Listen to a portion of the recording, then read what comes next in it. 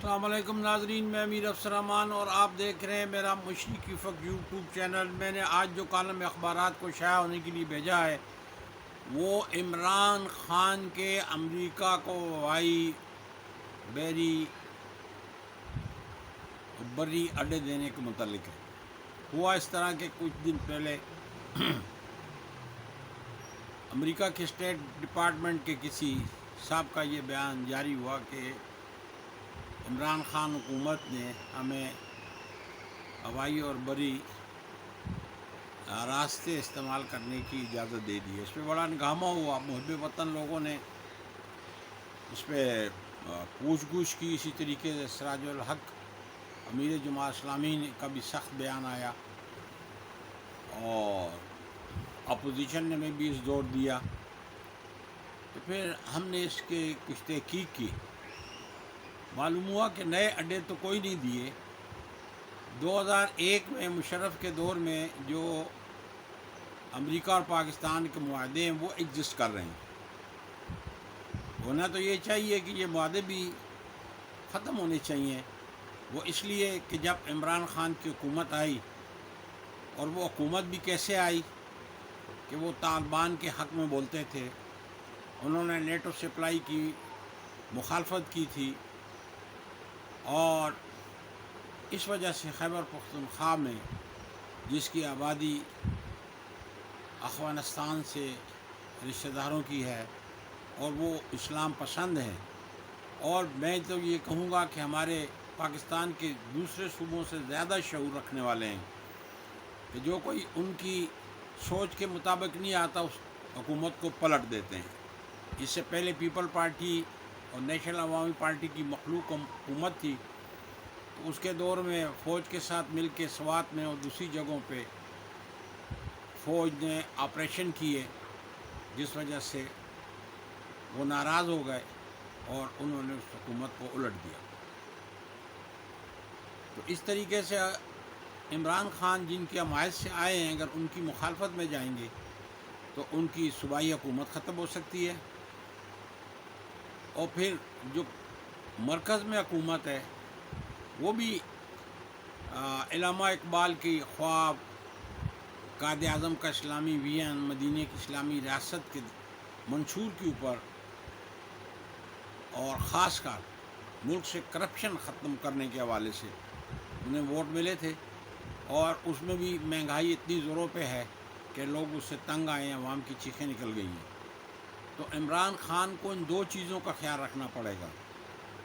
ایک تو جو فوج کو، امریکیوں کو جو فوجی اڈے دینے کی بات ہے وہ بالکل یکسر ختم کریں، اور دوسرے یہ جو مہنگائی ہے اس پہ نہ کسی بھی فنڈ سے نکال کے پیسے ادھر کو ڈالیں اور اس مہنگائی پہ کنٹرول کریں۔ بات یہ ہے کہ عوام بہت خوش ہوئے تھے جب عمران خان اور سپہ سالار نے مشترکہ بیان جاری کیے تھے کہ اب ہم کرائے کی فوج نہیں بنیں گے، پرائی جنگ نہیں لڑیں گے، دہشت گردی میں ہم نے سب سے زیادہ قربانیاں دی ہیں، ہمارے 40,000 سے زیادہ سویلین اور فوجی شہید ہوئے ہیں، ہمارے نامی گرامی جرنیل بھی دہشت گردی میں شہادت کے مرتبے پر فائز ہوئے۔ اور دوسرا کام انہوں نے قربانی کا یہ بھی کیا کہ جو اسرائیل، بھارت اور امریکہ نے اس ملک میں، ہمارے ملک پیارے پاکستان میں گوریلا جنگ چھیڑ دی تھی، کہ جو دہشت گرد لوگ پیدا کیے ان کو ٹریننگ دی، اور انہوں نے ہمارے دفاعی، ہماری سیکورٹی کے ادارے کوئی جگہ نہیں چھوڑی، ہمارے بازار، ہمارے اسکول اور ہمارے مزارات، مساجد اور دوسرے اقلیتوں کی عبادت گاہوں پہ حملے کیے، اور وہ یہ چاہتے یہ تھے کہ اس ملک کو ایک ایسا بیکار سا بنانا اسٹیٹ بنا دیں، اور ہم اقوام متحدہ میں قرارداد پاس کریں کہ اس کے جو ایٹمی اثاثے ہیں اس کے پاس نہیں رہنے چاہیے، ان کو اقوام متحدہ کے حوالے کریں یا اسے تباہ کر دیں۔ لیکن انہیں کیا پتہ کہ یہ اسٹیٹ عام سی اسٹیٹ نہیں ہے کہ جو دنیا کے اندر قائم ہوتی ہیں، یہ وہ اسٹیٹ ہے کہ جس کے لیے برِ صغیر کے مسلمانوں نے اپنے رب سے، جو حی القیوم ہے، جو سن رہا ہے، جو دیکھ رہا ہے، جو پال رہا ہے، جو نظاموں کو چینج کرتا ہے، اس سے وعدہ کیا تھا کہ اللہ ہمیں اس کافروں کی آبادی میں سے ایک خطہ ایسا عطا کر جس میں ہم تیرے حکم نافذ کریں گے اور اس کا نام ہے اسلامی نظام. اور اسی بات پہ قائد اعظم نے پورے بر عظیم میں گلی گلی کوچے کوچے گھوم کر یہ اعلان کیا تھا، یہ نعرہ مستانہ دیا تھا، لا الہ الا اللہ محمد رسول اللہ. پاکستان کا مطلب کیا؟